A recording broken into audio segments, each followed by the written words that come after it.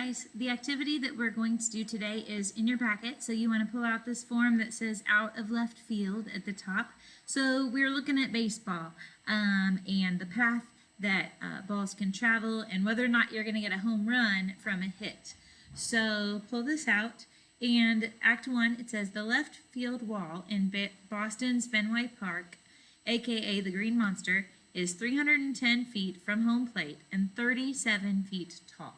The following equations represent three hypothetical trajectories, that means paths, of a baseball hit down the left field line. Graph each trajectory and use the graph to find the key points below. Will each hit be a home run? That's what we're trying to figure out. So on the diagram that they're going to have you sketch these on, they put the green monster wall out here. So it's 310 feet away and it's 37 feet high. So we need to get it over that wall when we hit this ball. So here are the three hits that you're going to be comparing. We have three equations. Look at those forms. I wonder if you can recognize what form those equations are written in, because if you know what form they're in, you can pull some key information from those forms, hint, hint. So look back at your notes and see what form that is. Desmos is your friend here. You can graph these on Desmos. That is perfectly acceptable. I would like you to do so. And then what you're going to do is answer some critical questions about each of those paths. So I'd probably just graph these one at a time. Graph this one, analyze its features. Graph this one, analyze its features, etc. So get that all analyzed so you understand what's happening in each of those.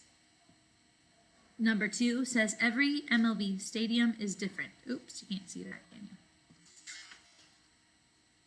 Every MLB stadium is different. The table below shows the height and distance of the left field wall for 4 other teams.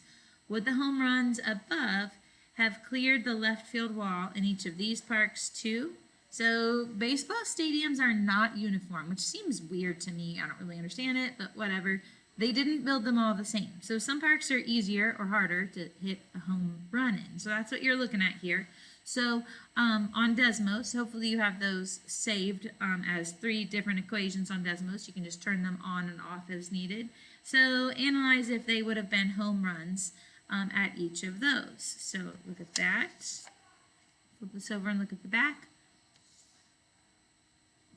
Number 3 says in Major League Baseball, the average home run over the left field wall reaches a height of 81 feet. So it goes up to 81 feet and travels 378 feet from home plate, or it would if it didn't land in the sand. So that's how far it goes horizontal distance, 378 feet when it hits the ground.